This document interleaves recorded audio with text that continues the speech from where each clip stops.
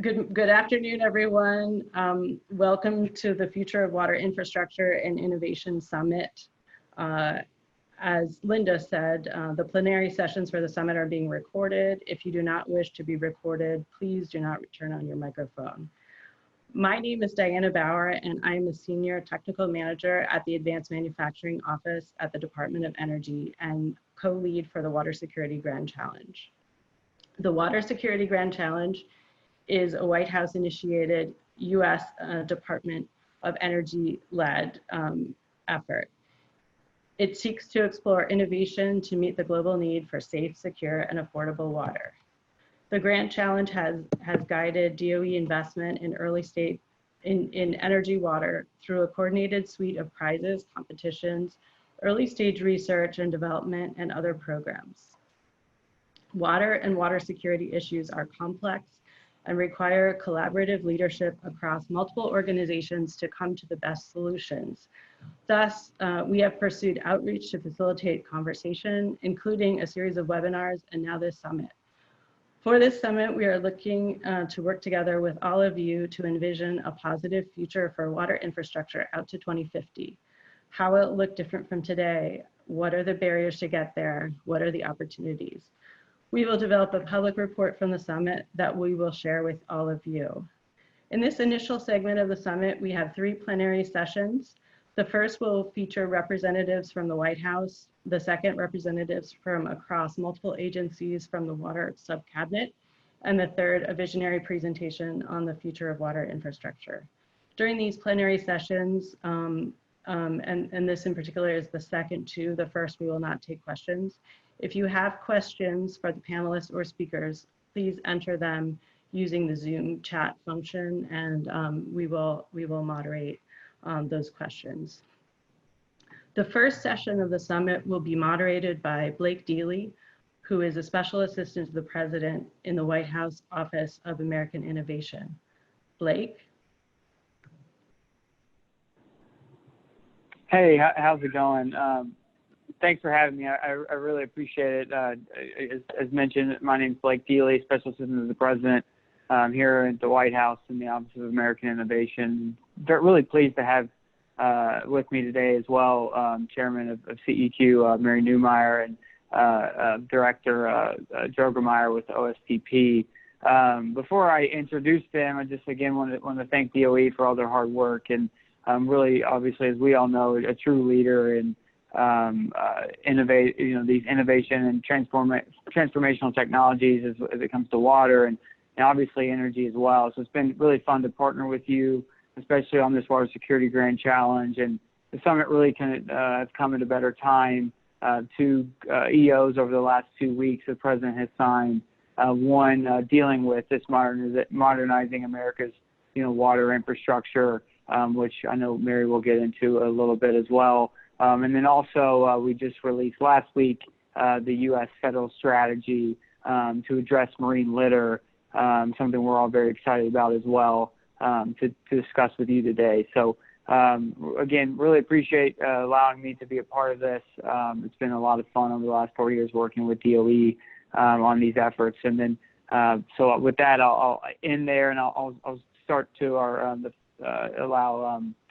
kick it over to Mary Newmeyer, Chairman of CEQ, the Council on Environmental Quality, for a few opening remarks. So, Mary, over to you. Great. Thank you so much, Blake, and thank you to the Department of Energy for inviting me to speak to you all today, and thank you for your hard work in organizing this event.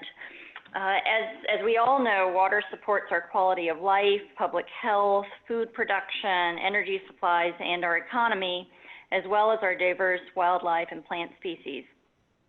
The United States is blessed with abundant water resources. However, decades of uncoordinated federal actions have diminished the effectiveness of federal water infrastructure facilities and programs to deliver needed water to communities across the United States and to provide needed flood protection. And for many parts of our country, water scarcity is a real and pressing challenge. Under President Trump's leadership, the administration is dedicated to addressing these issues. And one such way is through the Department of Energy's Water Security Grand Challenge, which seeks to advance, as has been said, transformational technology and innovation to meet the global need for safe, secure, and affordable water. Another way is the development of modern, resilient infrastructure to better manage our nation's water resources.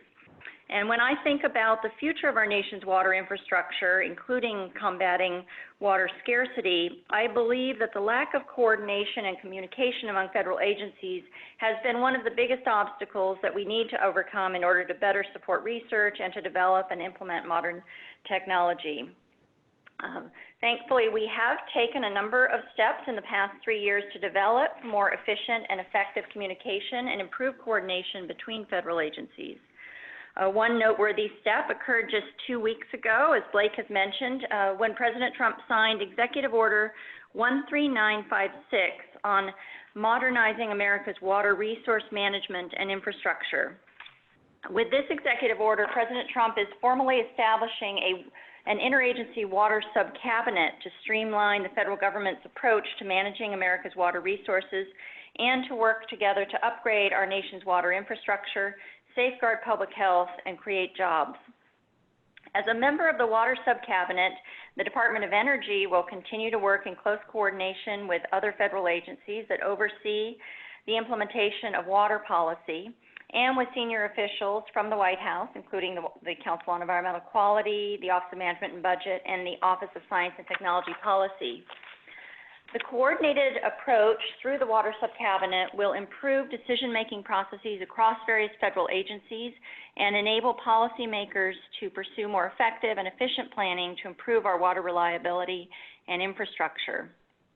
In addition, in the executive order, President Trump is directing the Water Sub-Cabinet to develop a national water strategy in which they will look for opportunities to continue to coordinate, including concerning the Department of Energy's Water Security Grand Challenge.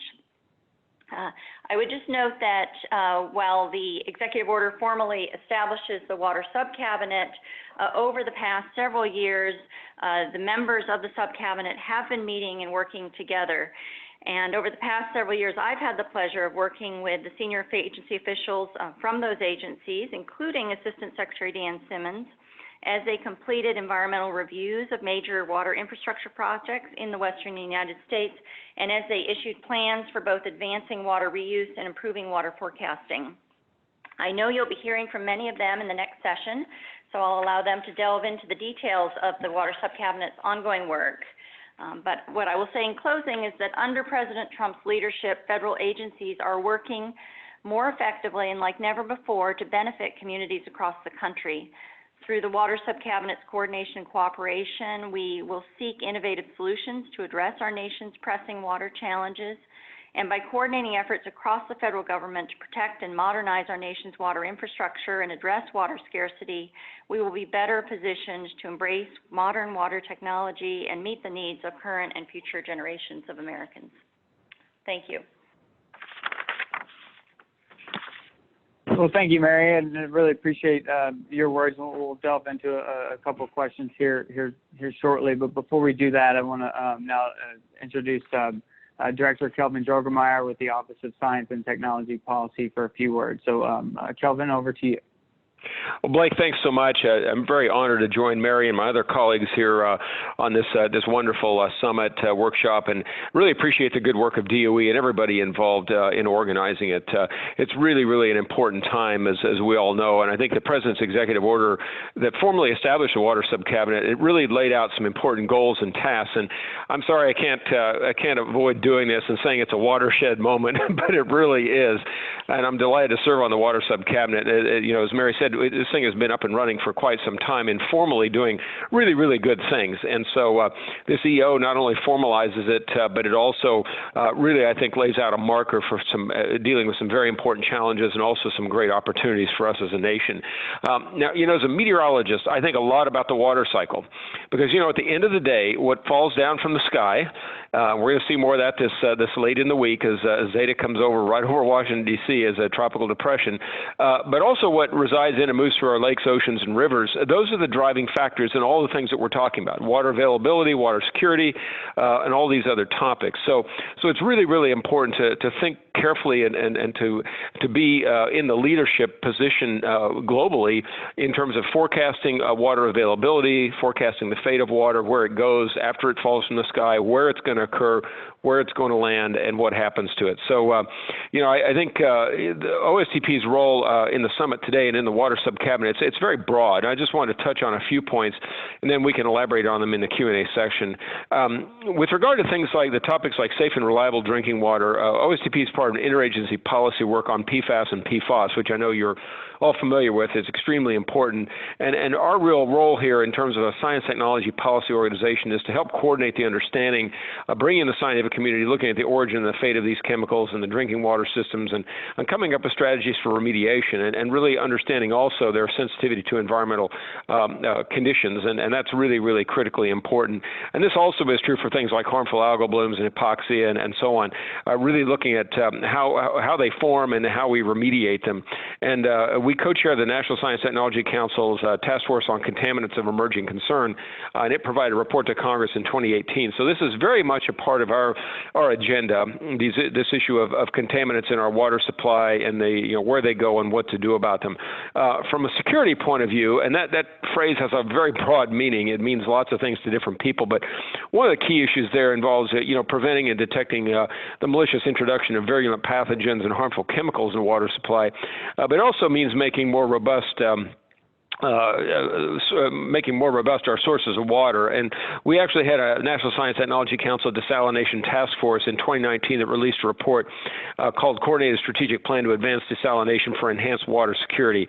And so it's important to realize that desalination isn't just something to think about in terms of making use of high salinity content water, but it really has a water security dimension. We also have a subcommittee on resilient science technology and on aquaculture, both of which are very germane here and are doing really, really good work.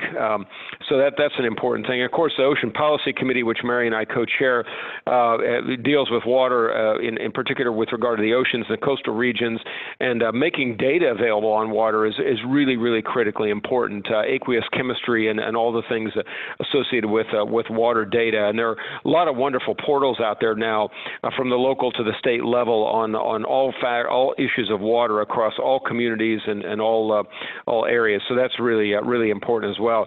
And I'll touch on other things in the Q&A session, but in closing, I just wanted to mention one thing that I think is important that OSTP brings to the table, and that's a fairly unique characteristic that we have here in the White House, to bring all the various sectors of our nation's R&D enterprise together when we're developing policy and strategic plans.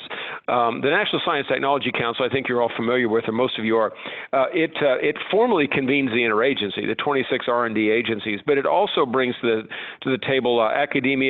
We have very strong ties there. I created a OSTP Assistant Director for Academic Engagement position when I came to the White House. So we have very, very strong ties to the academic community, but also private industry and nonprofits and professional associations and societies. There are many, many of those. National academies, the intelligence community, law enforcement. And of course, obviously, we work very, very closely with Congress on all issues of science policy. And then, of course, also other components such as CEQ. This is going to be really, really important as we develop a national water strategy, because it's not just a whole of government strategy, it's a whole of nation approach that we really need to be taking. And we did this when we, a couple of years ago, started working on developing a national STEM education plan. And the very first thing we did was we convened the entire community of stakeholders in STEM education, bringing at least 3 people from every state and territory, brought them to Washington to actually sit down and talk about the challenges they face, the opportunities that we have as a nation, but to think about where we are today and where we want to go collectively. Now, the reason I bring that up is that water and education are very similar in the respects of the fact that there's very local control and local jurisdictions and local management of water, just like there is over education, but there are also state and regional and then national elements to that as well. Pardon me. So we really need to see this as a whole of nation approach in developing a national water strategy. And of course, critically important to that also is growing the next generation of researchers and practitioners in water all across the spectrum of what that entails in terms of all the jobs and positions. Very, very important to do that. And that's something, again, that we work on very closely with other folks. So I really appreciate, again, the convening today. Look forward to the discussion. And again, very grateful to be on the water subcabinet, and look forward to working with all of you as we really move the ball down the field on this really important topic. So thanks so much, and turn it back over to you, Blake. Thanks, Kelvin. I really appreciate it. And, as we're all here today to talk about, kind of not only what are the challenges we're facing now, but into the future, I just want to kind of first kick a question over to Mary about the President's executive order on modernizing America's water resource management and water infrastructure that he recently signed. Mary, do you mind to discuss a little on how this order is going to help in addressing some of the biggest water infrastructure challenges we see to face both now and into the future? Sure. So as we've said, one of the overarching challenges has really been that federal agencies haven't always coordinated effectively among each other on water-related issues. And so one of the actions that the water subcabinet will be asked to take under the executive order is to reduce some of the duplication and improve coordination across the federal agencies. As some may know, there are hundreds of interagency working groups and task forces across the government that have responsibilities and are active in with respect to water policy and water infrastructure. And so the executive order has directed the water subcabinet to make recommendations about how to better improve coordination and reduce duplication where there may be overlapping responsibilities or activities. In addition, as has been said, the executive order does direct the federal agencies to develop a national water strategy and specifically to develop recommendations on how to improve water reliability, water quality, our water systems, and water forecasting. As part of the development of that strategy, agencies will be looking at some of our most complex regions in the country, including the Colorado River Basin region, the Great Lakes, southern Florida, and the Everglades, and then the Mississippi River and Gulf of Mexico watersheds.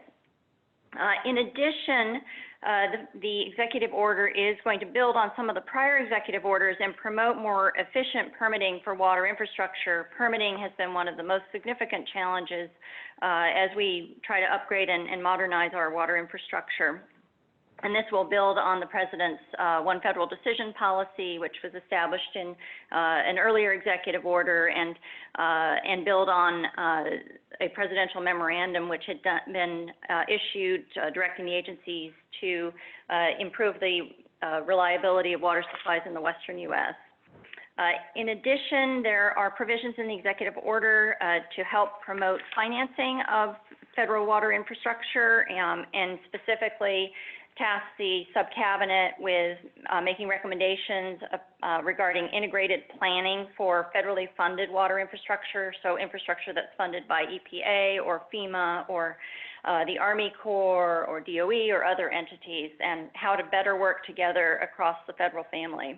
And then finally, there are provisions that address the water workforce.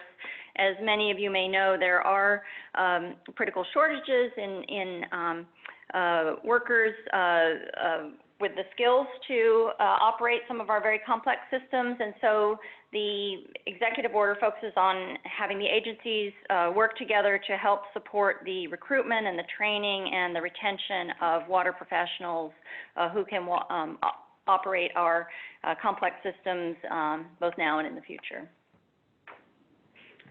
Yeah, thanks, Mary. And certainly, as we look in, as you mentioned, and the subcabinet will be tasked with, looking into those, what are recommendations or ways that we can improve and modernize our systems. Innovation is going to play a key role in that. So, Director Drogemeyer, would you mind to talk a little bit about the research innovations that we're actually, helping ensure clean and safe drinking water in the U.S. and globally as well?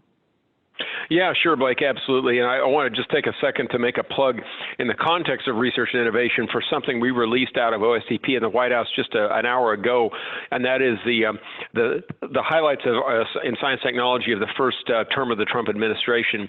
It's an extraordinary document. It highlights all areas of policy and research achievements and so on and so forth, and oceans and water are right in there. So we really can celebrate the fact that there is massive amount of innovation going on in this country country, in particular to focus on water-related challenges. So really good stuff.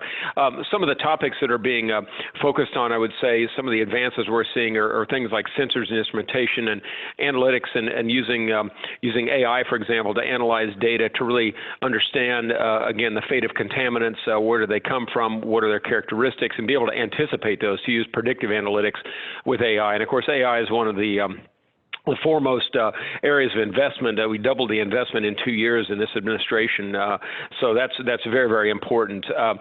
More specifically, there are some activities underway that I think are very exciting innovations, like the Water on Wheels Mobile Emergency Water Treatment System. It's called the WOW Cart.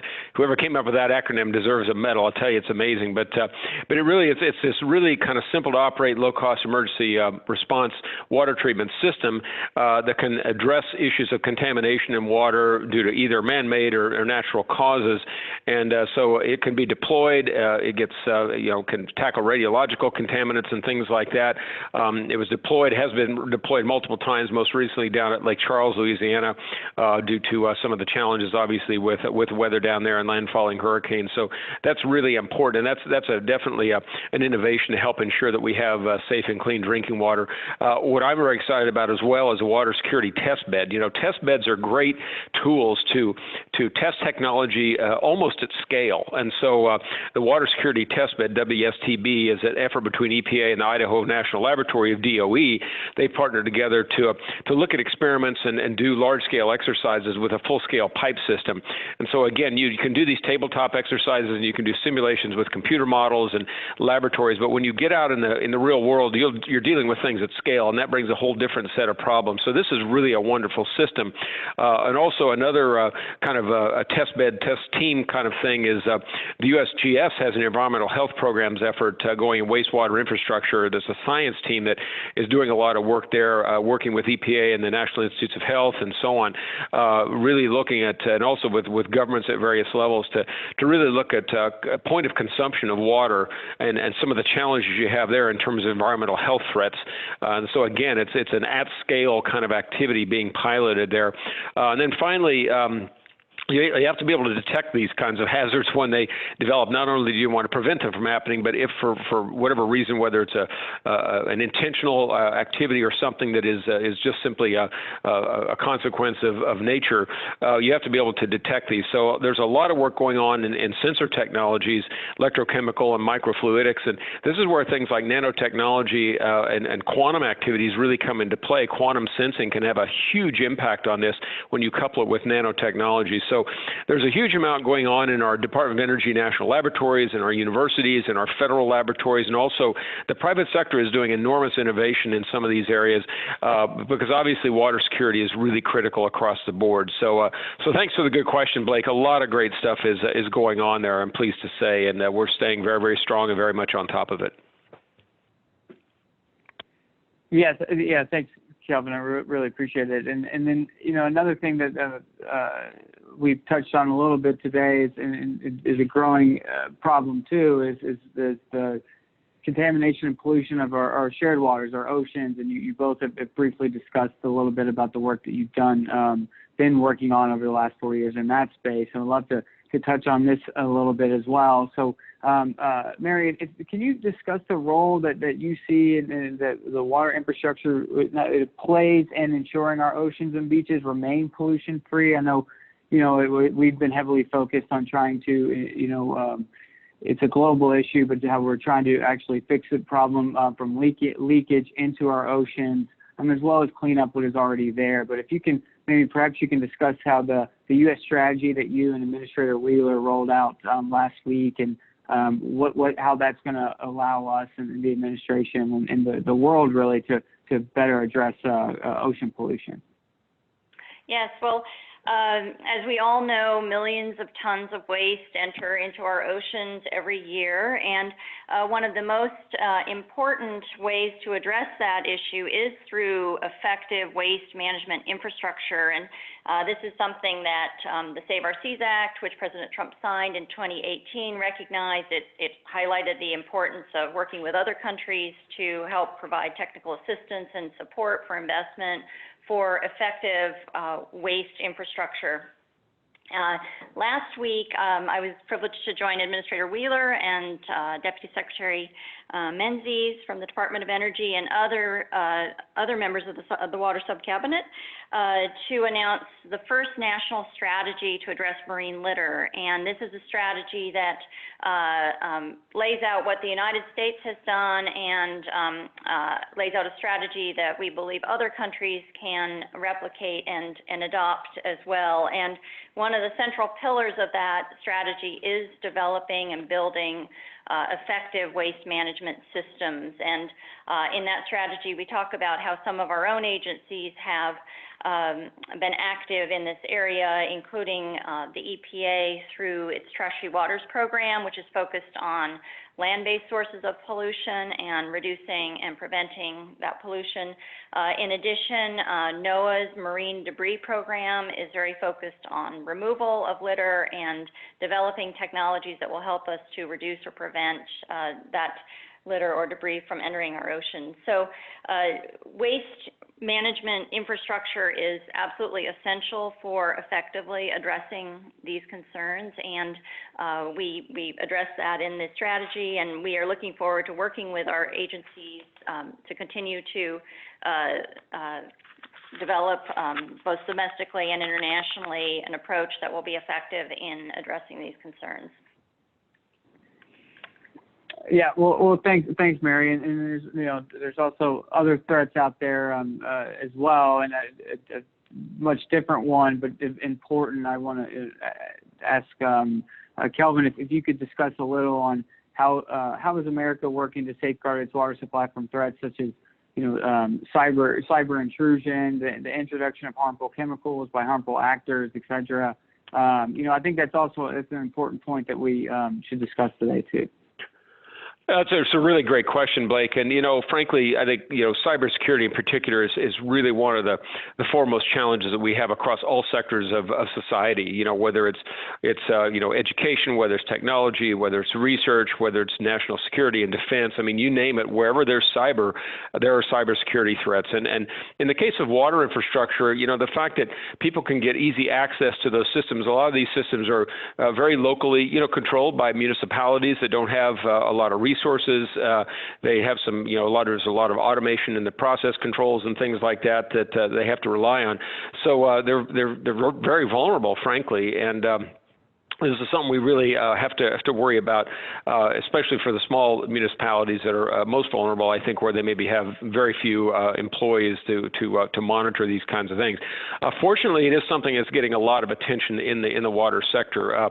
EPA in particular, they developed a lot of guidance and tools and materials for different segments of the whole water enterprise to look at helping folks understand how to assess their risk, doing action plans and things like that, and partnering also with the Homeland Security and the Water Sector Coordinating Council and industry and so on, to really kind of collaboratively work together. This is a challenge that is not a competitive challenge that one municipality wants to compete against another. It's a threat that we all share, so that by working together we can really kind of leverage our capabilities. And so EPA in particular has done really a lot of great work. There's also a drinking water state revolving fund.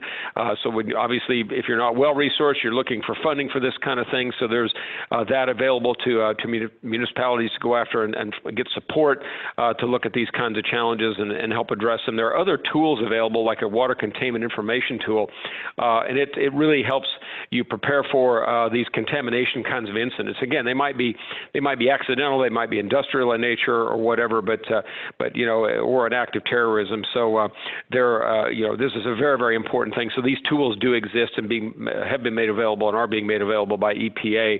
And then there's also, how you actually sample and collect data. We talked about sensing before, but for example, you get emergency responders into an area where there's been a contamination that's happened. It could be a quite serious threat to them. So there's various training tools to provide situational awareness for emergency responders as they go into some of these areas. And, to be effective, they have to protect themselves at the same time that they're going to try to address the challenges and ensure the safety of other people. So I have to say there's really a lot of very, very good work being done there. And so, whether it's, physical sampling, but also the cyber threats, this is something I think the intelligence community, certainly law enforcement, FBI, everyone is working on. And so I think to Mary's point earlier about the water sub-cabinet and my earlier point about this being a whole of nation approach, a lot of great things are happening in the private sector, innovating in the cybersecurity measures. We all have to work together on this. We have to share results and best practices and so on to really get to some of these endpoint solutions. So a lot of work going on, but it's still far from a solved problem, Blake, and something that we will continue to highlight in the Trump administration in the second term to really continue to make progress here and ensure the security of our critical assets.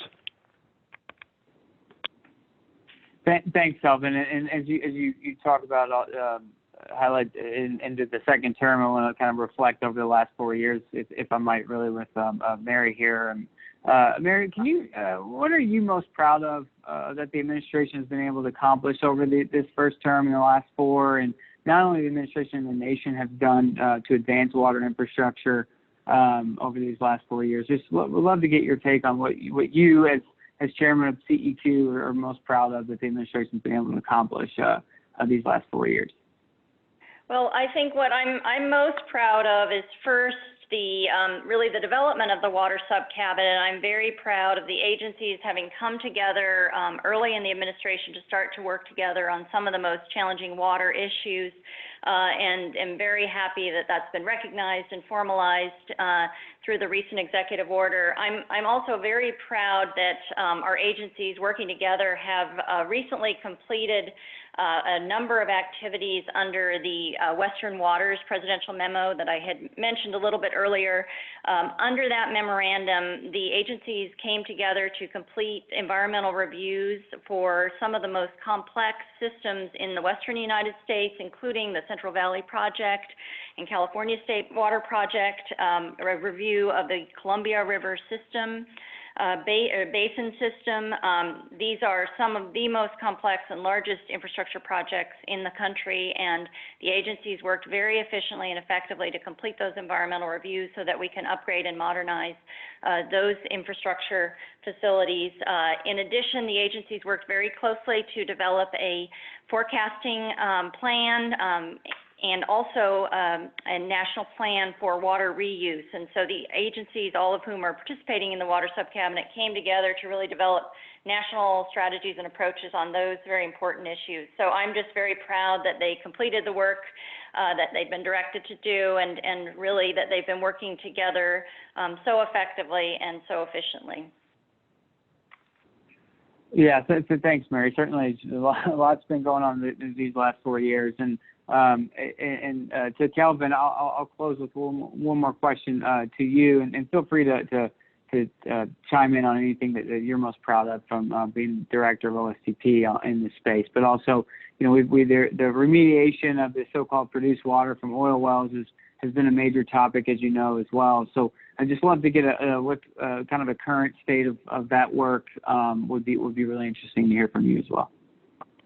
Yeah, absolutely, Blake. And I would chime in just very briefly on what I'm proud of. The fact that President Trump has really highlighted water as a very, very important, critical issue for the nation. And he signed into law in 2017 the Weather Research and Forecasting Innovation Act, which has a lot of work in there on water, on hydrologic modeling and prediction and forecasting and so on. And a lot of things have happened under his watch. The Earth Prediction Innovation Center has been developed. A new global model framework has come out.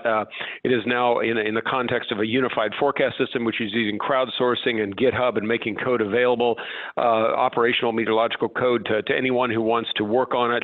And so it's an issue that the administration is taking very, very seriously. And so I think the scientific advances that we are making, not only in terms of prediction and modeling, but also in terms of understanding aqueous chemistry and using high-performance computing and AI and across the board, all these tools and capabilities and our knowledge is growing greater than it's ever been in the history of the world.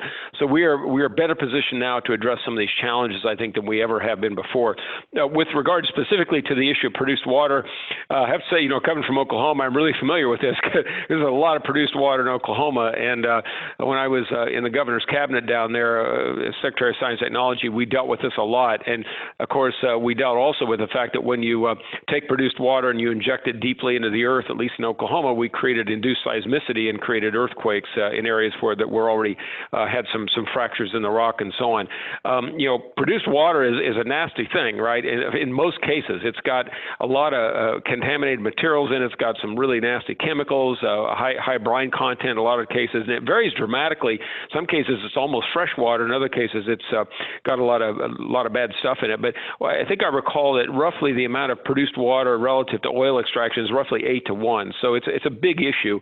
It contains a lot of heavy metals and things like that, some of which are really valuable, like lithium, which of course is critically important. So it's a critical mineral, and you can convert this into brown water and gray water for irrigation and so on. But really, how do you remediate this stuff, this water? And so DOE has led the way in this, I would say, among agencies with the National Energy Tech Laboratory. They fund under the Water Security Grand Challenge some really important work here, and again some work kind of a scale to looking at how you can remediate produced water, and there's some novel technologies being used. There are actually operational activities now underway as well, and so I think also there in May of this year, I recall there was a report that was issued on wastewater management. And EPA is another major player in this space, working on under the Clean Water Act of how you deal with produced water, and there will be more of that forthcoming, I think. So this is obviously an important issue. It's something critical to our energy economy and to the energy security of America. And so you think about all the water that's out there. You really want to make use of it because water is a precious commodity, and to truck this produced water across vast distances costs a lot of money, and you have it in surface ponds and things like that. That creates its own problem. One thing I found interesting was some of the lightly remediated produced water could be re-injected as a drilling fluid in certain situations, as long as it doesn't have certain properties that will gum up the works in the drill head and so on. So there's a lot of innovation going on in that space, Blake, I would say, and more work to be done. But this is an area where really chemists and chemical engineers are playing a tremendous role in our universities and our national and federal laboratories to really understand what we can do with produced water. And I'm absolutely convinced that we'll come to a very good spot there, but it's still a work in progress. But our federal agencies have been doing a lot of really good work, and as we've talked about, coordinating among them and across the various sectors of our R&D enterprise is so critical in solving this important challenge. So I hope that's responsive to your question, Blake. It's a very good question. Yeah. Well, thank you both, and I think it's a great way to close it, and for your all's leadership in this, and also lastly, just want to thank again our partners here at the Department of Energy. You truly are a global leader in this, as we all know, and it's been a lot of fun to work with you over the last 4 years. Look forward to doing it over the next 4. So thanks again, and really appreciate you all letting us join you today. Thank you very much, Blake. Thank you. And thank you, Chairman and Director. We really appreciate you participating in this summit. Next up, we have Daniel Simmons to facilitate the next session. He is Assistant Secretary of Energy Efficiency and Renewable Energy at DOE and Executive Champion of the Water Security Grand Challenge. Daniel? Oh, thank you. Thank you, Diana, and thanks again to the previous panel, to Mary, to Kelvin, and to Blake for participating. It's great to be here with you today. I'm going to kick off some remarks. Sorry. I thought for a second that the Zoom had crashed. It has not, so we're still good, I hope. But going to kick off our panel here today, which are some more of the members of the Water Subcabinet. I believe that Aubrey Betancourt is going to be filling in for Tim Petty today. Aubrey is a Deputy Assistant Secretary at the Department of Interior. We'll have David Ross, who's an Assistant Secretary for Water at EPA, Admiral Tim Gallaudet from NOAA, the Assistant Secretary for Commerce, Oceans, and I can't read the rest of it as this little bar pops up, and for Betty Brand, the Deputy Undersecretary for Rural Development at USDA. And so I'll look forward to having this conversation with members of the Water Subcabinet.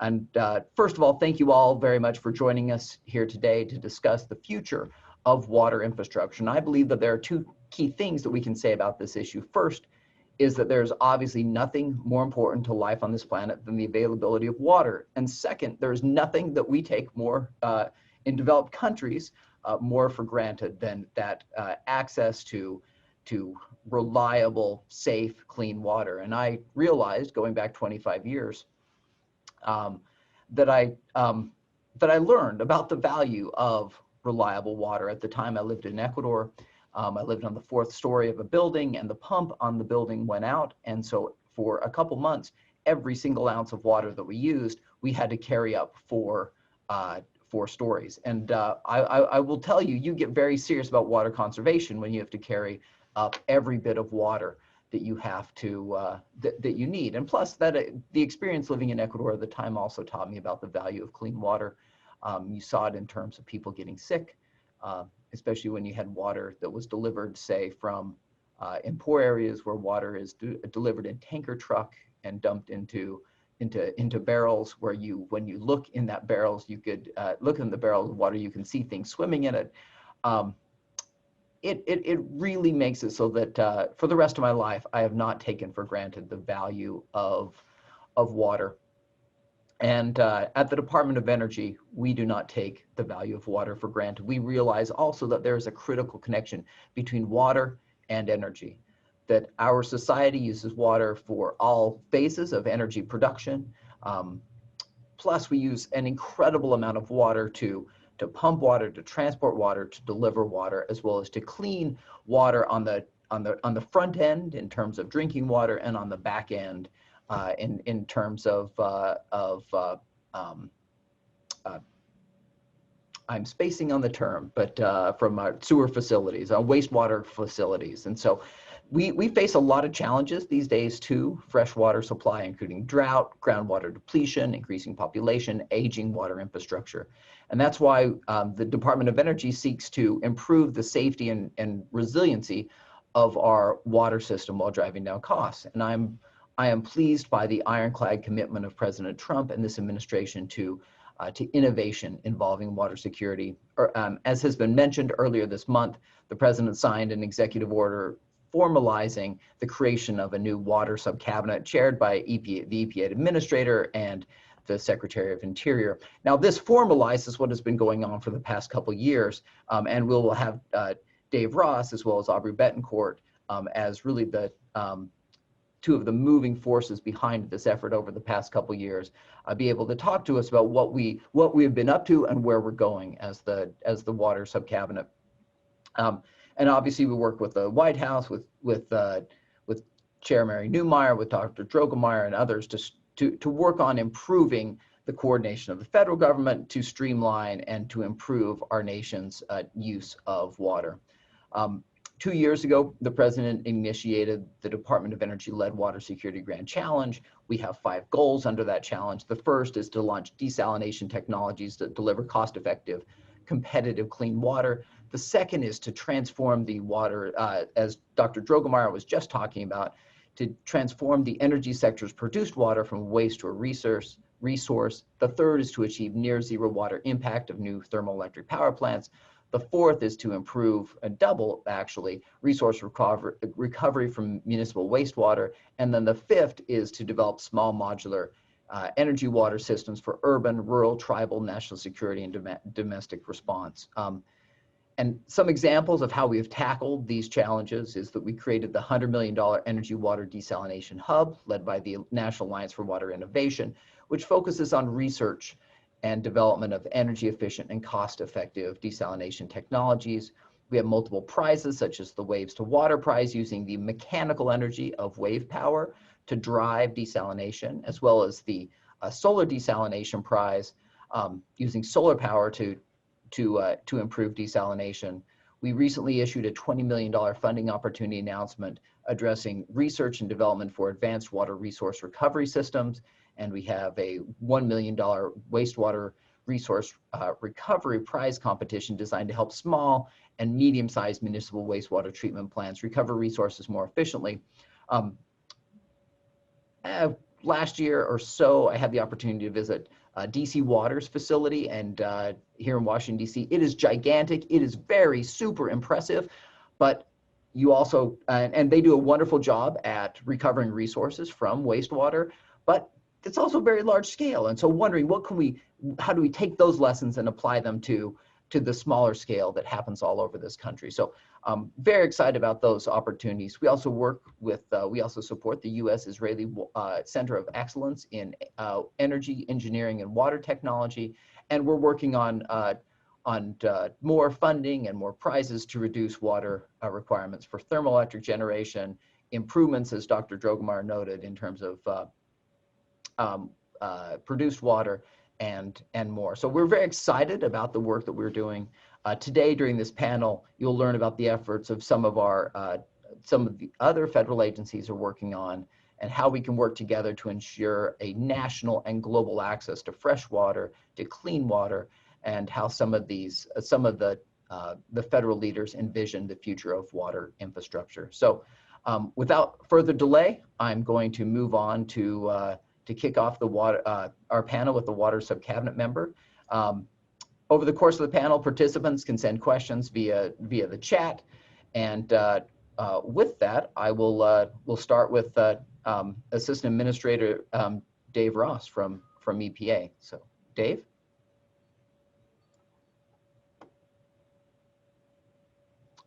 Do we have you, Dave?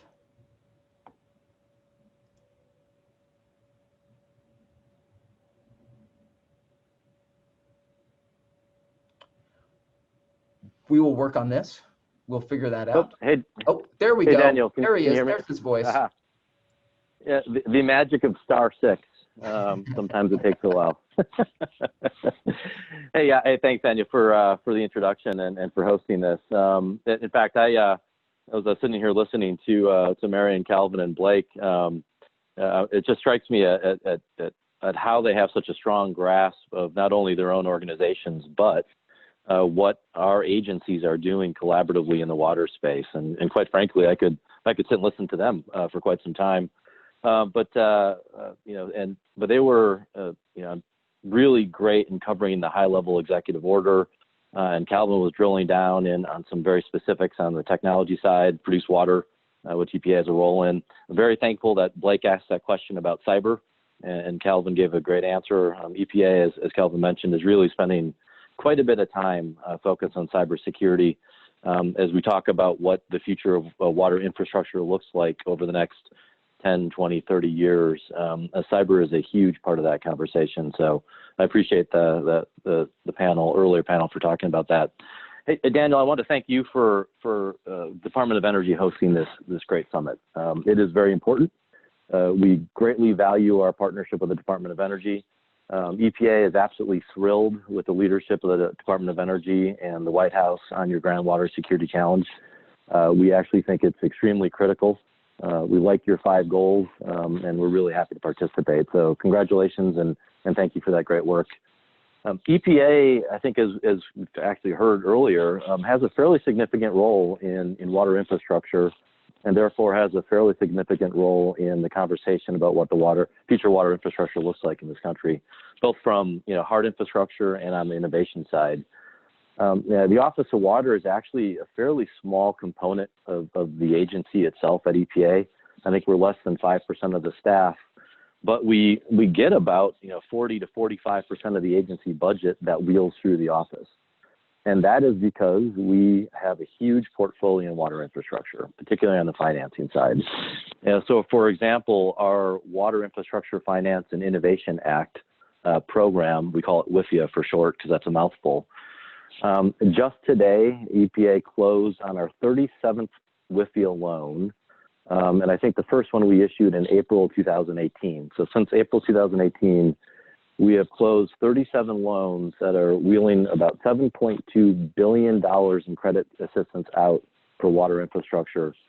And that translates to about $15.6 billion in total capital construction and about 35,000 jobs generated.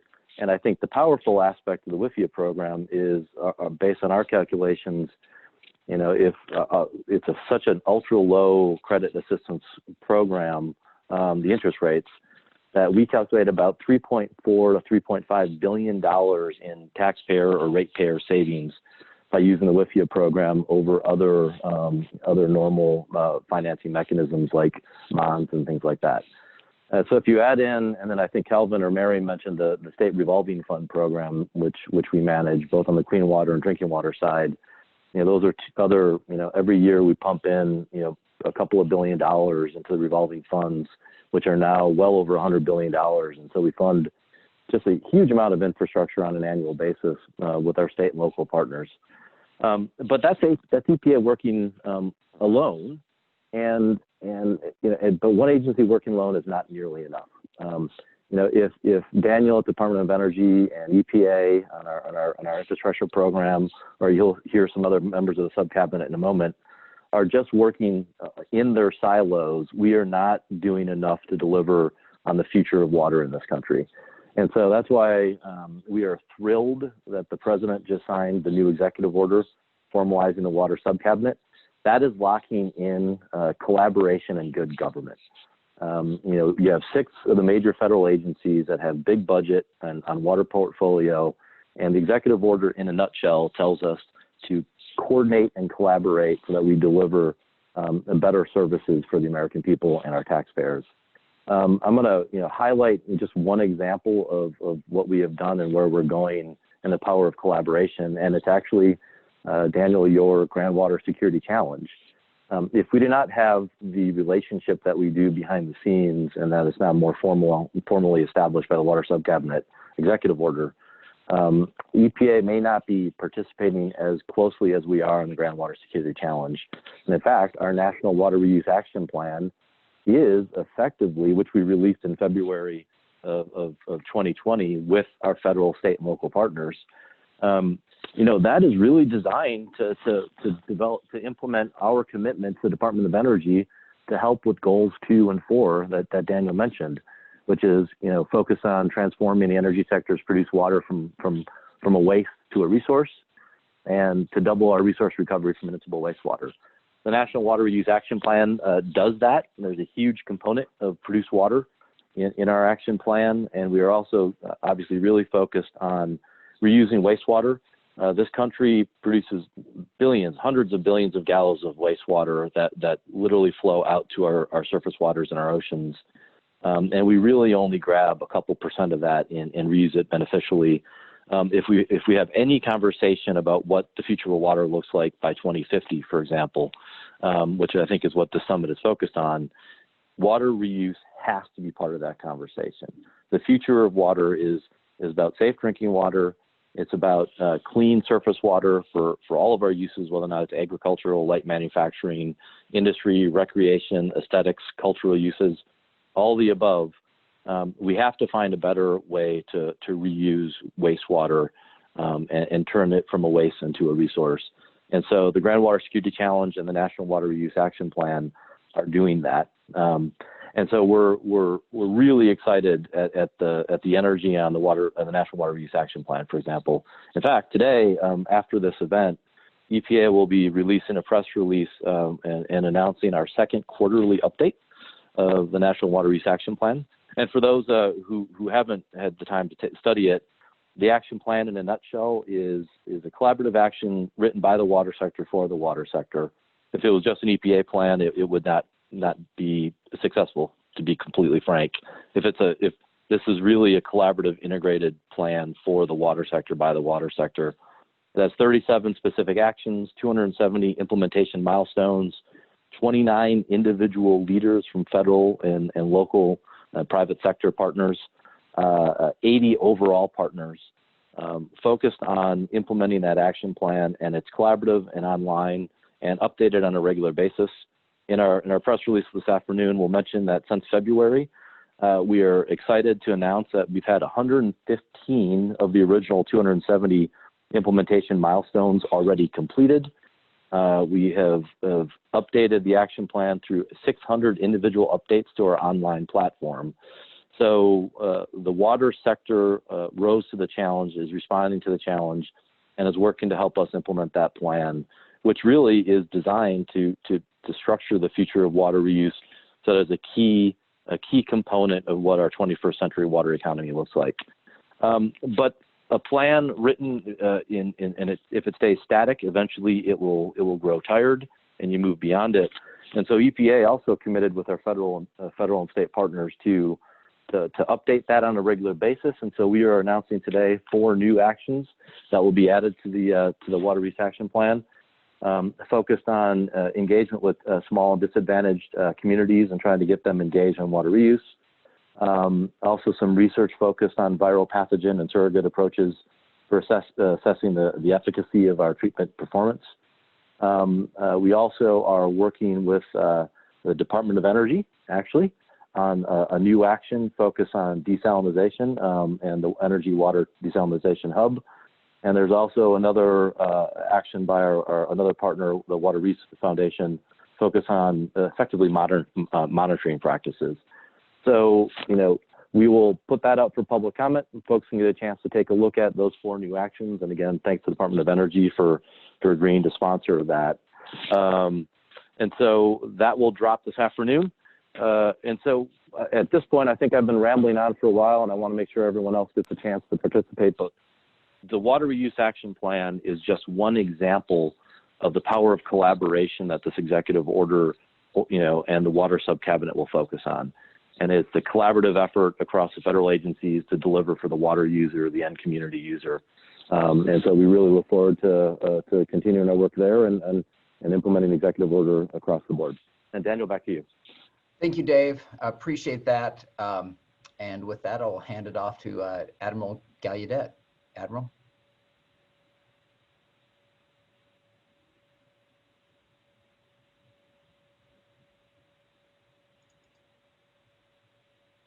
And we don't have audio for you yet, sir.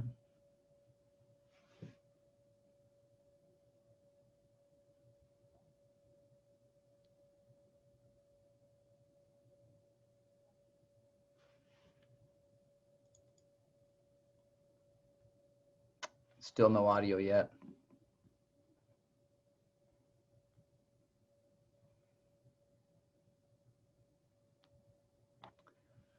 We'll work on getting that fixed. Maybe we can move on to Betty Brand, the Deputy Assistant Secretary for Rural Development at USDA. Betty, do we have audio for you? Betty, I'm pretty sure you're on the line. Can you press *6 on your phone? Okay, this is Betty Brand. Can you hear me okay? We can. Excellent. Thank you. Great. Thank you. And thank you so much for having me here today. It's really, really great to be a part of this panel and also be a part of such an important summit. Modern, reliable water infrastructure is a requirement for prosperity across our nation. At my agency, the Rural Development Mission Area of the U.S. Department of Agriculture, we support communities for whom water infrastructure is not always a given. And we do this through a heavily field-based structure. We have 47 state offices plus field offices scattered in rural communities across the United States. Our field staff live and work in the communities they serve and therefore are very much in tune with the needs of these places they call home. In rural and tribal communities, individual water needs are often met by wells, and the water infrastructure required for business and agriculture can easily exceed the financial resources of a rural area. So I applaud the Department of Energy's Water Security Grand Challenge. I expect that it will produce important outcomes and benefits for rural communities. As we think about water collectively, I want to encourage my colleagues across the government to make sure that someone from the rural side is always at the table. Even if you're tackling an urban challenge, there is a chance that some of the tactics you should explore have already been used in a rural setting. For example, I recently found out that the largest biodigester in the country is located on Washington, D.C.'s Potomac River. And that's technology that has been used in the farming community for years. In many cases, when it comes to water, we're ahead of urban communities. So if you think about it, there is a good reason. We've had to be creative in rural communities.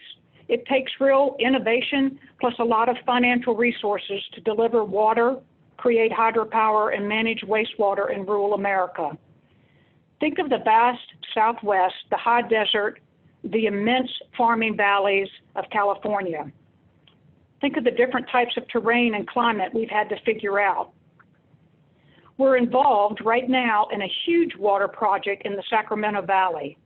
Producers in that area have been moving toward the production of high-value permanent crops like almonds, walnuts, and pistachios. And these crops need access to water at very specific times during the growing season. So we are supporting producers in the region by lending about $450 million in our Community Facilities Direct Loan Program funds to help build an innovative water management system that will increase the reliability of the water supply and create more than 560 jobs in the Sacramento Valley. The logistics of that project are interesting and massive. We'll be connecting the existing Tahoma-Colusa Canal and the existing Glen-Colusa Irrigation District's main canal. The result will be increased efficiency and reliability of water management across the Sacramento Valley, serving over 530,000 acres of agricultural land. This will have a tremendous impact on the regional economy, contributing over $1 billion annually.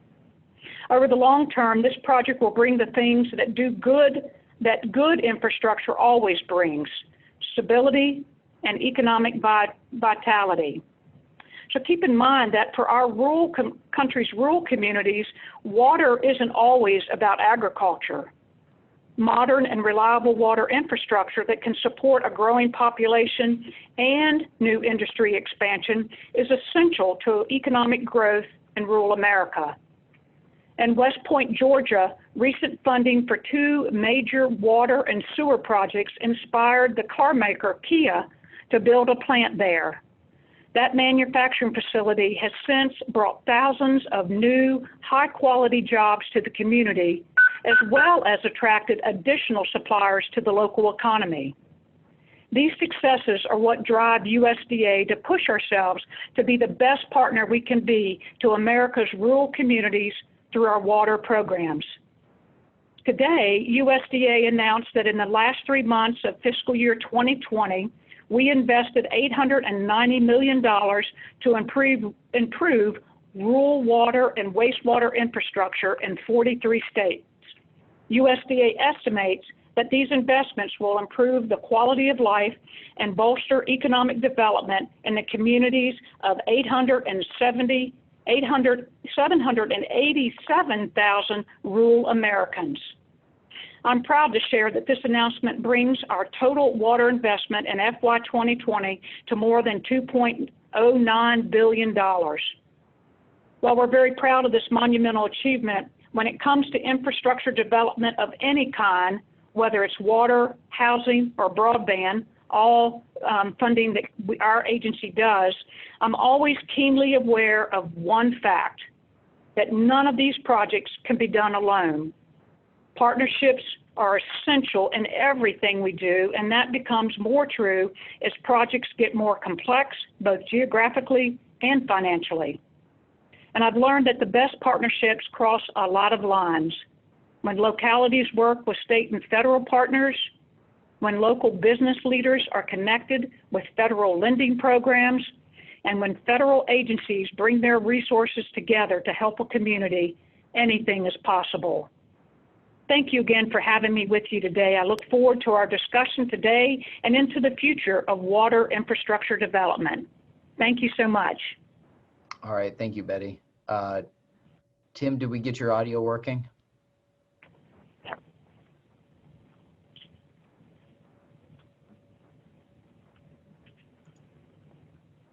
doesn't sound like we have. So with that, we'll go to Aubrey at the Department of Interior. So it looks like we do have you, Aubrey. Hi, thank you. There we go. Thank you. Coming in loud and clear. Very good. Thank you. Thank you very much again for the opportunity today to join with everyone here. And you're going to hear a lot of repeating themes, but as I'm looking at especially the Water Security Grand Challenge and just the work that energy and the Department of Energy has put into, just like Dan said, making water and water supply reliability and innovation and investment a priority, not only of the department, but also of this administration. And that is why when the creation of the formalization of the Water Subcabinet, Department of Energy was a very logical partner for us within that sphere. But before I go too far down that rabbit hole, just want to kind of take it back a second with the Department of the Interior as one of the listed co-chairs of the Water Subcabinet. And the designated co-chair is Assistant Secretary Dr. Tim Petty, who's the Assistant Secretary of Water and Science at the Department of the Interior. And that oversees the U.S. Geological Survey, as well as the Bureau of Reclamation.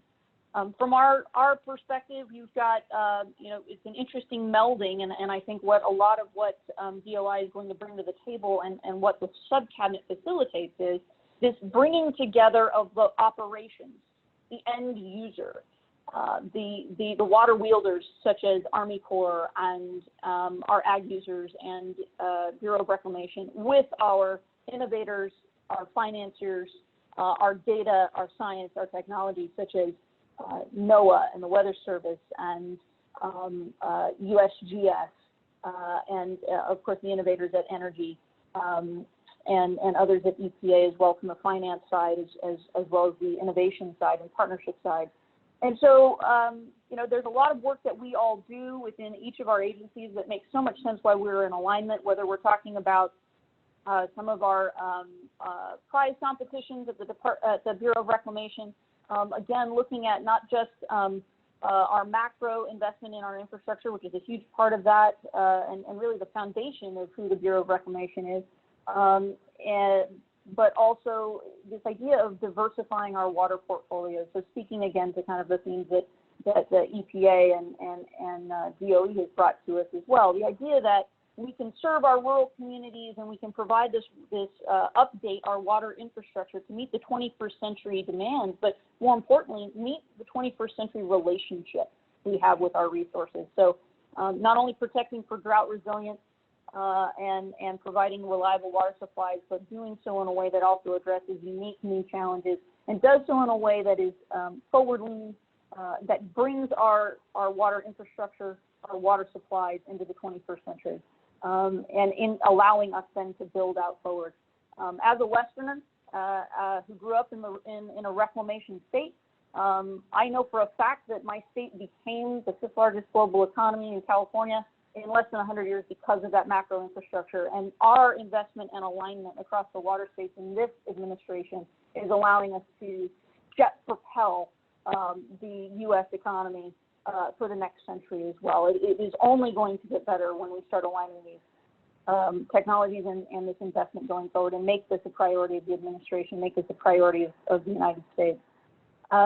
Also from the science and forecasting side, it isn't just going to be about investment in our macro infrastructure going forward like we are, but it's also going to be about we do this smarter and better than we did 100 years ago. We do this in a way that is much more data informed, much more real-time information informed. So whether we're looking at investments in our forecast informed reservoir operations, for instance, or we're looking at updating again our ability to close the gaps and make sure we're providing exactly the right information and data sets, utilizing and coordinating in the development of our modeling and our forecasting so that we are not only earlier in our predictions and our allocations, but we're also more accurate in our predictions and allocations. And that's going to have an effect both on our ability to operate our water supplies for drought preparedness, but also when we're dealing with flood issues, also when we're dealing with disaster response, in a lot of those other ways. And so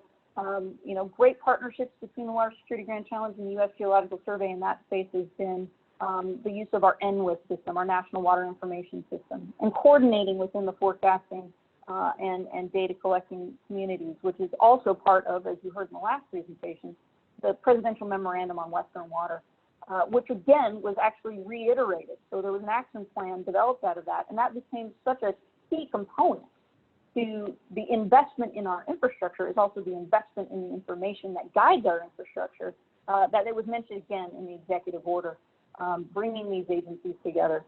And so kind of going forward, and what, again, DOE, thank you so much for this platform and this opportunity to bring all of us into coordination in this space, and why you're such a logical partner in the water space of the water subcabinet. The water subcabinet is not an expansion of government, it is a concentration of government. It is the idea that we are going to break down the silos between the 6 departments that have the lion's share of jurisdiction and authority and appropriation in the space of water, and bring it into a concentrated and focused alignment so that we put the customer back at the center of these agencies and these departments in their mission. And it does so by creating this cross-awareness, where now when the Department of the Interior is sitting in a meeting, you know, maybe dealing with the water users out west, or dealing with a data collection situation with USGS somewhere, we now are completely in awareness of the priorities and the resources available at EPA, at the Department of Energy, at USDA, at NOAA and Department of Commerce. And so when we're sitting in these meetings, we now bring forward not only this coordinated prioritization, but also this new layer of available resources that now we can develop and foster these partnerships quickly and effectively, and then focus those resources to accomplish those goals and to meet those needs, and not only meet the needs of the current generation, but start leading and leaning forward and prioritizing the direction that we in the water user community, that we as a nation need to be focused and investing. And really that's about focusing and investing in our own economy, in our own jobs, and that doesn't leave anyone out. It's rural and it's urban. I can't thank Betty for her comments in that space, because we are bringing all of those together in concert with each other and making sure that we're focused in those partnerships. And more importantly, I think too, that's been very effective, is it allows us to solve problems very quickly. When we have that level of coordination and understanding and a focused plan, if you will, a priority around the water space, and we're all aware of that, and we're all working towards that, and we all designate that one federal lead concept again in support of accomplishing these goals. But we also are able to solve problems a lot faster. We can elevate and remove roadblocks between our agencies in order to provide better, more efficient, more effective service to you, our customers.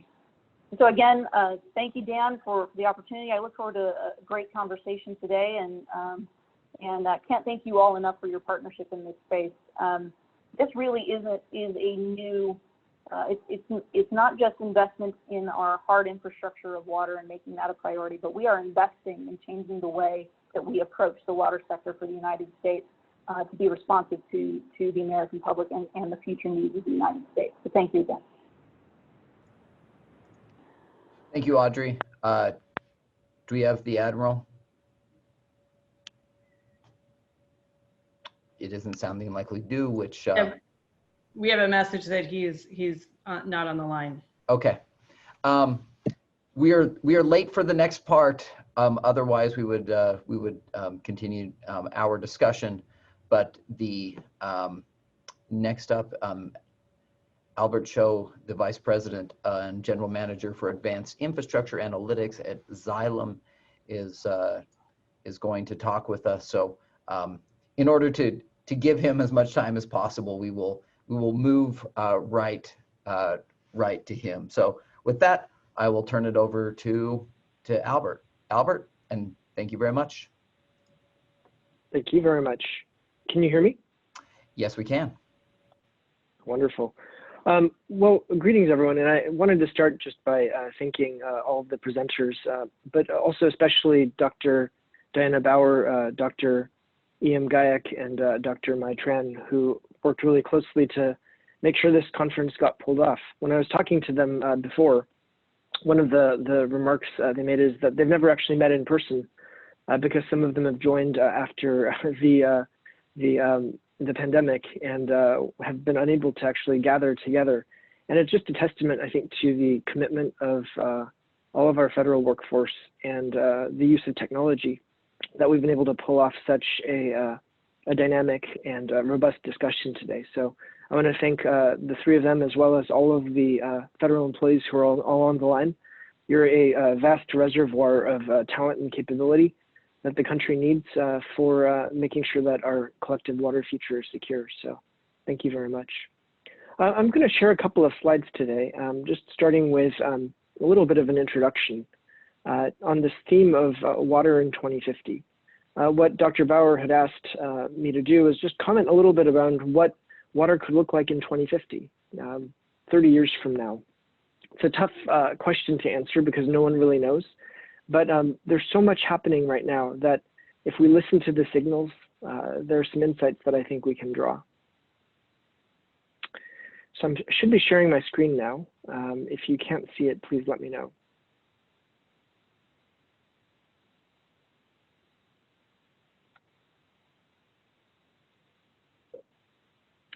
So I want to start just by introducing myself briefly. My name is Al Cho.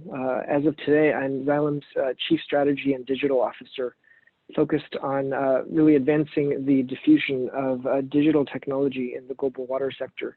Xylem is an American company headquartered up in New York with about 17,000 global employees and about $5 billion in annual revenue.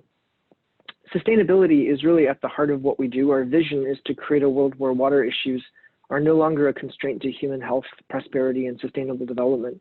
And in 2025, we have some pretty ambitious sustainability goals that are linked to the future of water, that our technologies will help avert 3.5 billion cubic meters of non-revenue water, that they will avert 7 billion cubic meters of sewage pollution that would otherwise overflow into the environment, that we will treat 13 billion cubic meters of water suitable for reuse and achieve 100% water recycling at our major facilities.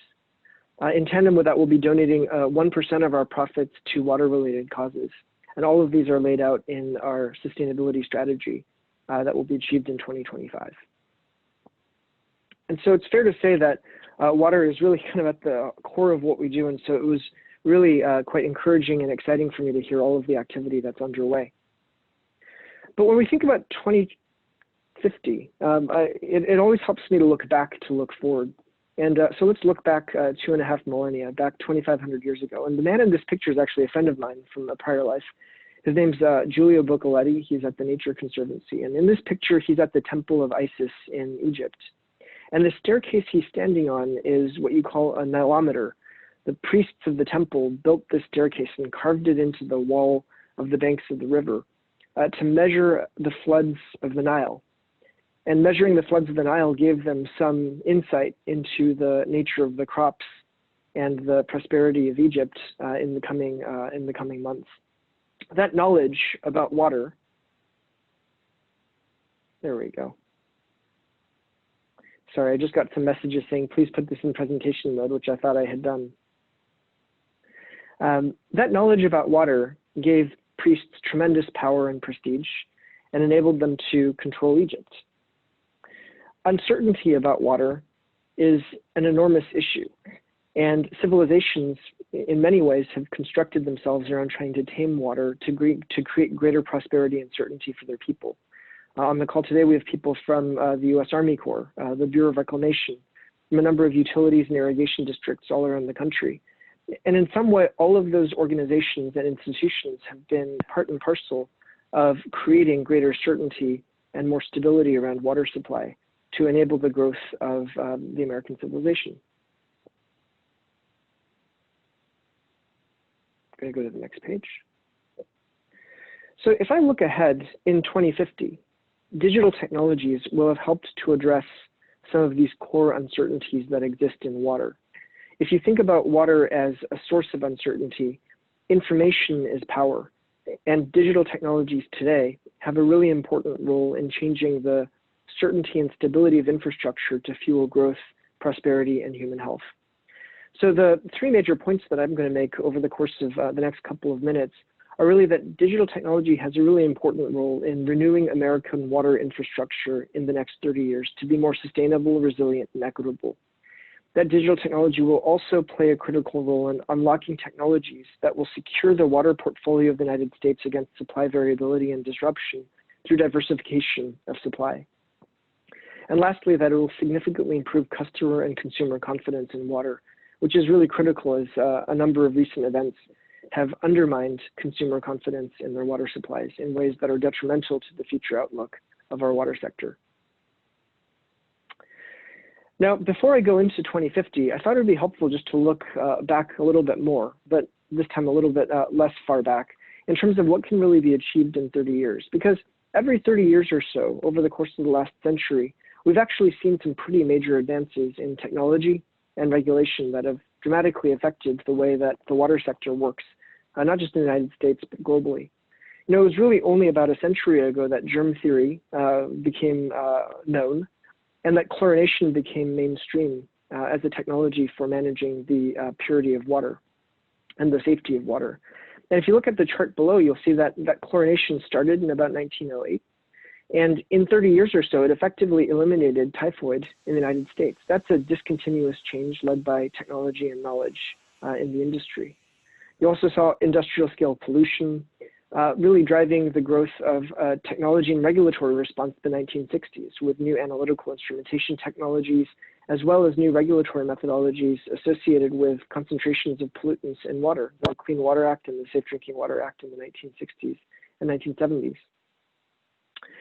In the same period, you saw agricultural fertilizer usage boom. In 30 years, you saw a tenfold increase in the application of nitrogen, phosphorus, and other agricultural fertilizers, which was great for crop productivity, but also led to a significant increase in river eutrophication, lakes and streams, as well as in receiving waters like the Gulf of Mexico.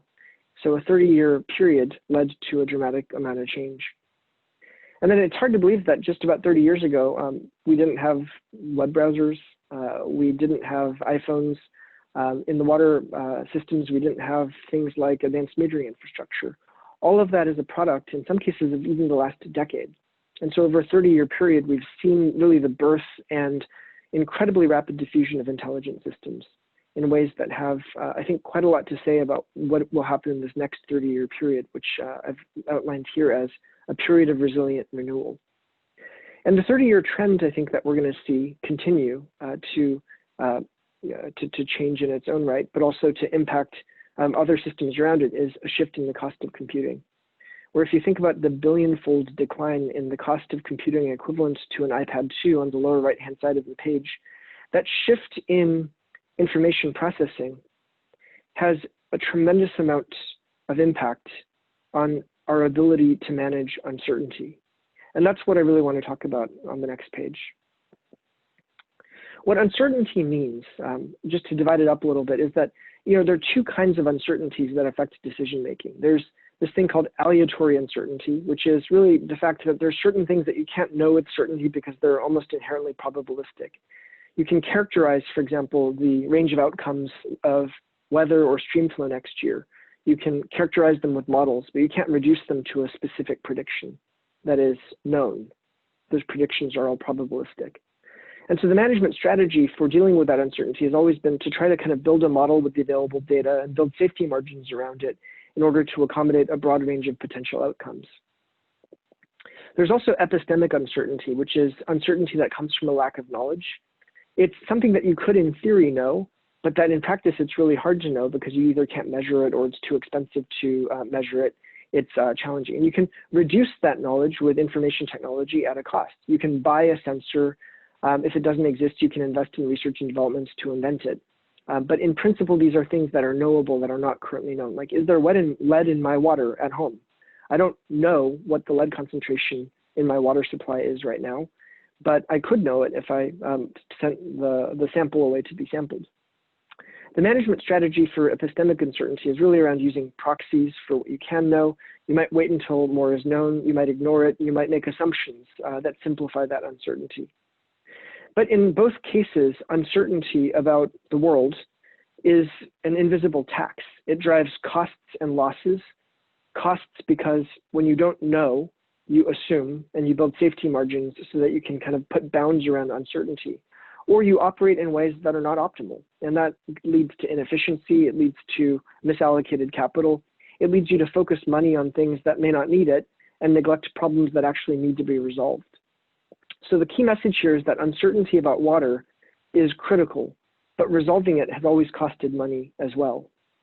And the critical insight on the last couple of pages is that the dramatic and discontinuous decrease in costs for computing and data acquisition has a direct and positive impact on our ability to resolve and manage uncertainty in ways that, if we embrace it, will enable safe, affordable, and resilient renewal of American infrastructure over the course of the next couple of decades. So I want to give you a couple of examples here. Well, the first thing is, if you look at the world today in terms of American infrastructure, these statistics on the left-hand side are probably very well known to the people on this call. We have a range of 10 to 30%, call it 20% leakage in non-revenue water in distribution systems in the United States. That means fully 1 out of every 5 gallons of water that we treat and produce get lost before they reach the end user.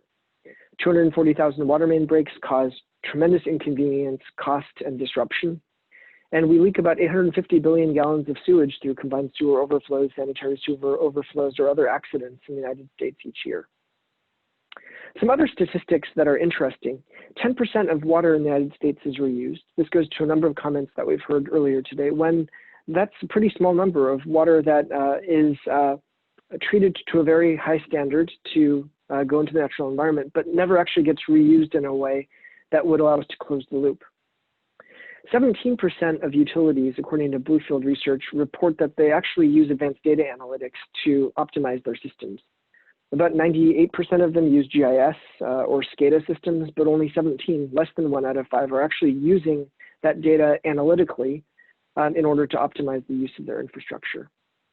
And 66% of consumers today feel vulnerable, like their water systems could be at risk of quality incidents that they don't understand. That's from some research that Nestle North America did about 2 years ago. And so there's this interesting situation where we are so advanced in so many ways, and yet we're in a sector, there's a question on the chat earlier, that suffers from the challenges of aging infrastructure, where clearly there are some incipient technologies that could help us that haven't yet been fully adopted. And that's why my thesis is that resolving uncertainty through the application of information technology that allows us to optimize our infrastructure is one of the critical game changers for the future of American infrastructure. And so that future in 2050 looks like a world beset with a number of different kinds of uncertainty. There's aleatory uncertainties, water supply, water demand, the probabilities of extreme weather events, and given aging infrastructure, the probability of distributions around asset failure.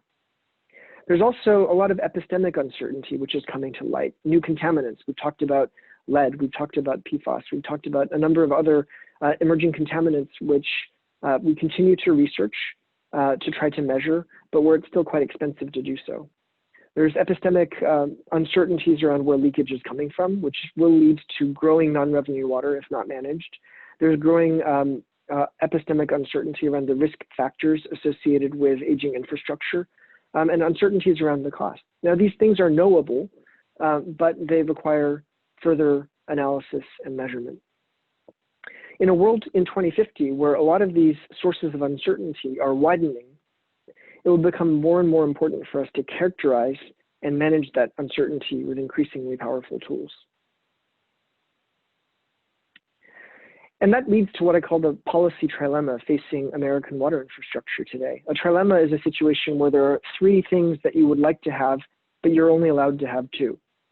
And the 3 things we would like to have are resilient water. We'd love to be able to reinvest in our systems in order to make them fully resilient to the range of uncertainties and outcomes that could happen over the course of the next couple of decades.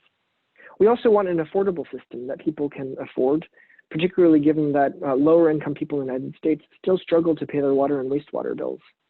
We also like process stability because we don't like to change the way our water systems work, because it's so important that the processes that make them work stay stable.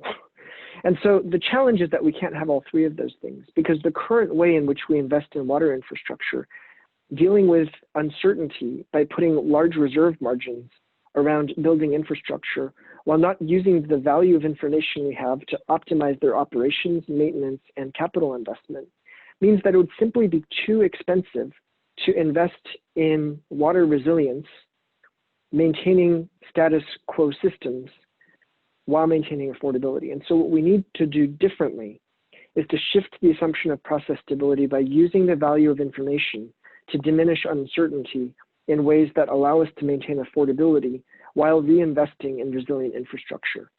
And so where today we are in an unsustainable equilibrium where we are underinvesting in resilient infrastructure, in 2050, we will have made this transition to using the value of information to yield affordable and resilient infrastructure. And let me give you a couple of examples of what that looks like. This stack is what I call decision intelligence. Use sensing to gather information about the physical world. That's a way of diminishing epistemic uncertainty. You use prediction and things like digital twins to model potential outcomes for probabilistic scenarios. That's really a way of managing and containing aleatory uncertainty. And then you have decision optimization and automation algorithms that enable you to generate recommendations that deal with the information you're getting from sensors and digital models to guide outcomes. Inevitably, what that does is allow you to make controlled decisions about infrastructure in real time, also in maintenance, as well as in capital planning, that allow water infrastructure to be both more environmentally optimal and more economically efficient. On the right-hand side of the chart is South Bend, Indiana.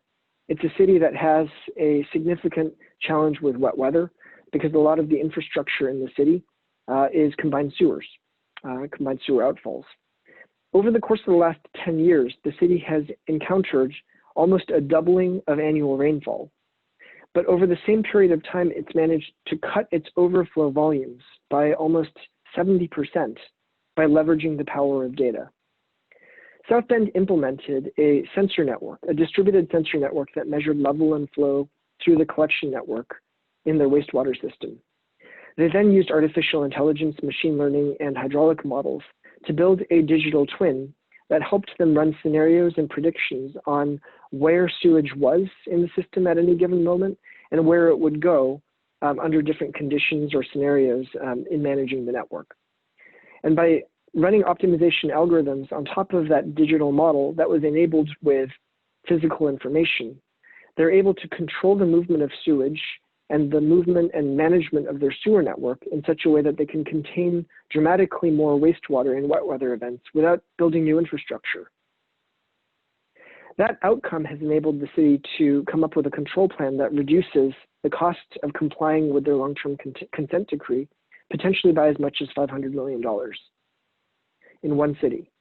If you look at other cities that have implemented similar tools, take Evansville, Indiana, or Cincinnati, Ohio, we've seen collectively a reduction of almost 2 billion gallons of sewage through the optimization of existing infrastructure at a cost of less than a penny a gallon, compared to alternative infrastructure choices that could cost 100 times more.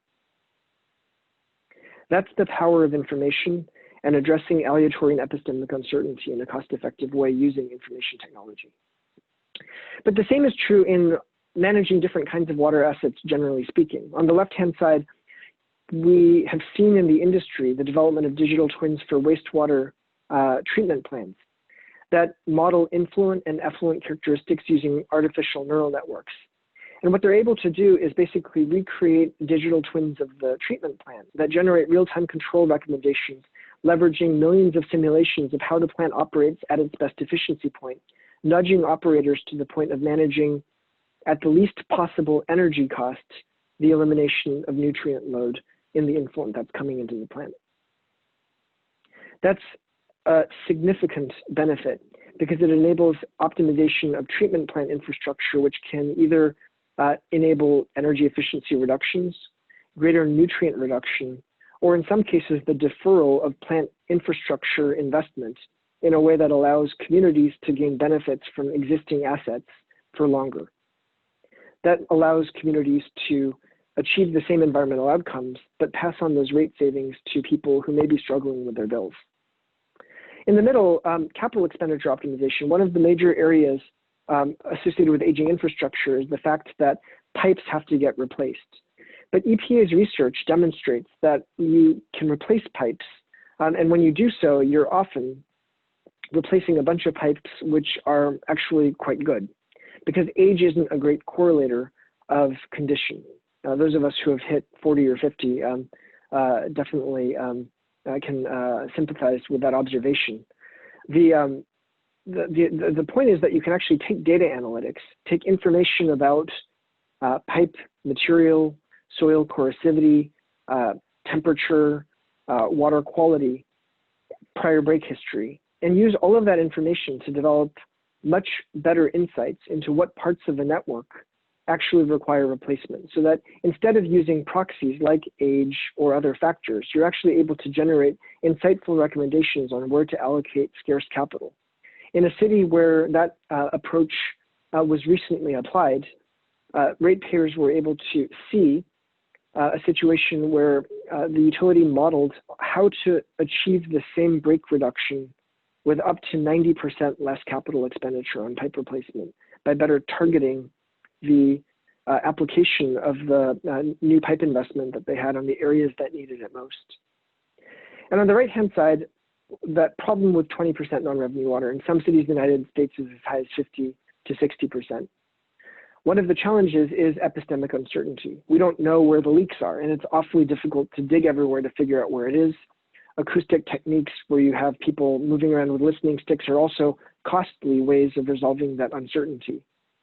And so the use of persistent sensing, including acoustic correlators, pressure transients, and artificial intelligence to improve leak localization, create the ability to persistently monitor the acoustics and pressure of a network, which enable you to zero in on exactly where leakage is happening.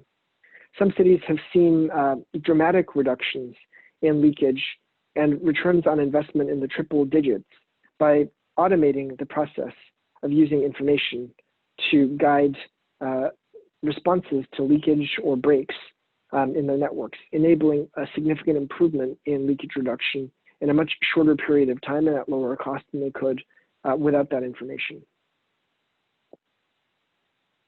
So when I think about the future of American infrastructure, I think about the fact that information is one of the best tools that we have to improve the capital and labor productivity of water management in the United States. And in an environment where all of our studies tell us that we need tens of billions of dollars in greater investment in order to address the underlying challenges of the sector, but where we don't necessarily see where that money is going to come from, finding ways to leverage technology to achieve the policy objectives that we most want, sustainability, resilience, affordability in municipal water systems, is absolutely essential. And the same essential logic around sensing, predicting, and acting to drive better decision-making by leveraging the power of information really works on any application that you can think of in water infrastructure, whether that's in managing the probability of civil infrastructure failure in pre-stressed cylindrical concrete pipe, or in assessing, for example, the risk of dam failure or the performance of reservoirs under various conditions. And I want to move then to a second area, which is around securing supply diversification.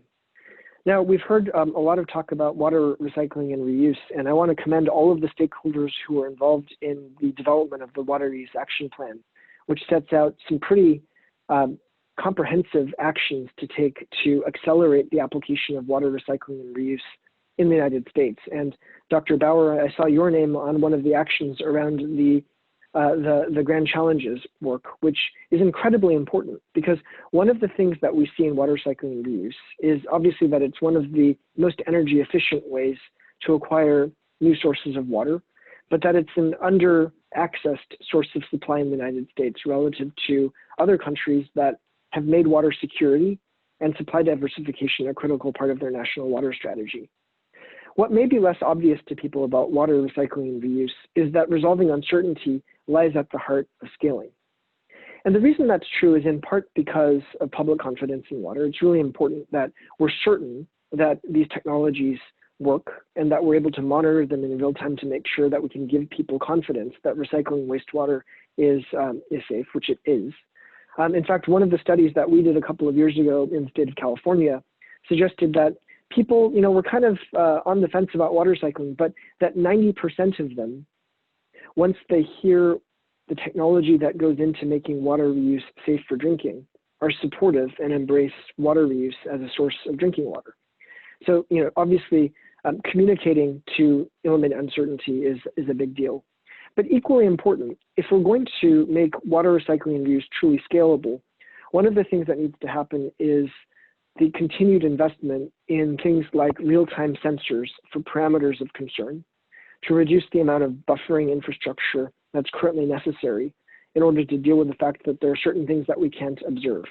Epistemic uncertainty about constituents in water supply are one of the major areas that we believe will be resolved in the next 30 years and will lead to a significant improvement in the total cost and reliability of water reuse as an alternative source of supply. And so investing in some of the baseline technologies, both in terms of the direct observation in real time in situ for contaminants of concern, be they pathogens or be they other contaminants of emerging concern, or using data analytics to lead to surrogate measurements of those contaminants of concern, coupled with the ability to use digital twins of that infrastructure to fully model out system performance and further increase public confidence in the integrity of water use as a supply of water.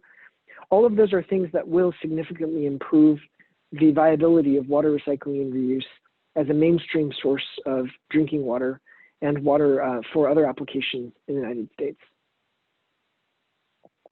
The third area where I think digital technologies and information will be a tremendous benefit over the course of the next couple of decades is an increase in consumer confidence in water.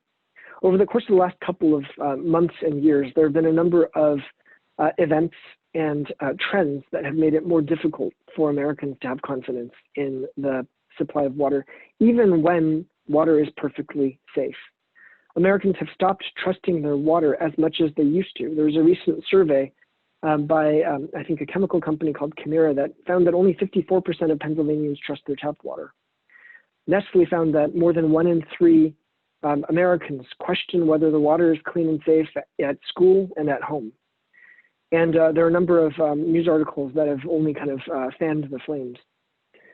Part of the challenge is that public information about water tends to be episodic and controlled by organizations that they don't necessarily see in their day-to-day lives. The consumer confidence reports are wonderful, and they come once a year, and people who look out for them are able to read them and gain the information that they're looking for. But a study by Morning Consult found that only about 28% of respondents served by water utility recalled receiving any of their communications from their water utility. And so the CCRs are helpful, but may not actually be breaking through as a way of building trust in water. One of the trends that we're seeing is disintermediation of information about water. That as testing becomes cheaper, consumers are increasingly able to either use citizen science or find ways to test both their drinking water and the surface water in their communities to determine more about water supplies than they are hearing through regulated communications. And that can cut a number of different ways. In the first instance, it can be a threat to regulated utilities and to municipal utilities. It can also be a great opportunity for us to rebuild trust in water, because the reality is that as information technology enables significant improvements in the management of water systems writ large, transparent communication and even disintermediated retail communication about water, if properly credible, can actually increase consumer confidence in the quality of drinking water and surface water in the United States. And that's one of the trends that over the course of the next 3 decades, I anticipate will change the nature of the relationship of Americans with their water supply. So to close, just 2 quick thoughts. The first is, what's going to be necessary to unlock the potential of information to make the US water system more affordable, sustainable, and resilient? In the first instance, on the sensing layer, we need to see further investment in real-time in situ sensing for more critical parameters, particularly those of emerging concern. Data and device interoperability are critical issues in terms of making it easier for people to measure and get access to information about water data. And I applaud efforts like the Internet of Water initiative at Duke around making water data more findable, accessible, interoperable, and reusable, because a lot of data is being generated, but it only creates value when people are able to access it, interpret it, and analyze it. In terms of the prediction layer, getting full value out of sensing requires us to begin building digital twins that are multi-scale, at the device level to make assets more reliable, at the system level to make them more efficient, at the system of systems level to make them more resilient, and at the ecosystem level to get the full benefit of managing water as a one water system. Those digital twins also have to be multidimensional.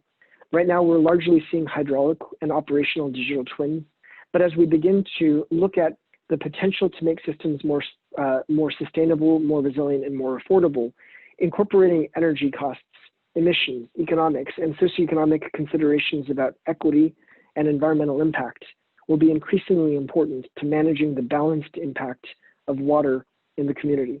And lastly, those digital twins need to be auditable, so that they are glass box, not black box systems that enable people to have trust in the digital twins and recommendations that are driving decision making.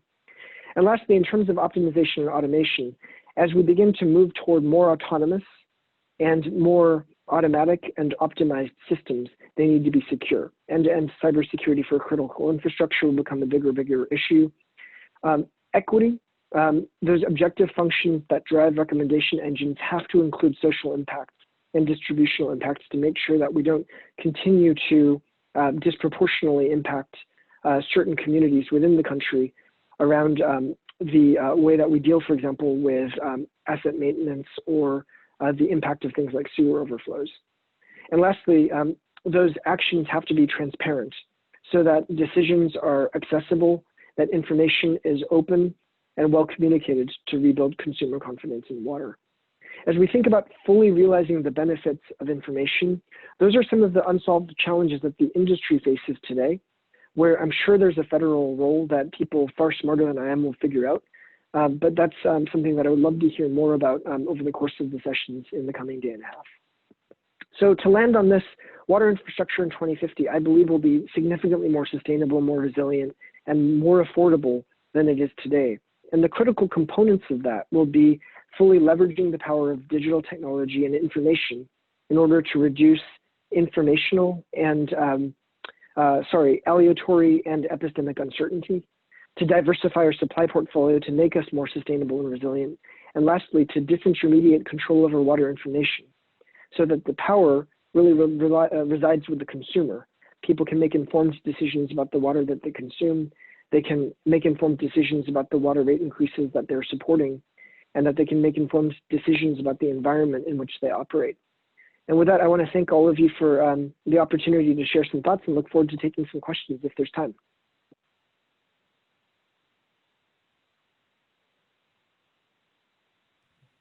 Thank you, Al. At this point, this was a fantastic presentation, and I don't want to dominate with some prepared questions that I had for you, but did anyone have any questions that they wanted to ask Al? You can ask in the chat box, and I will moderate them.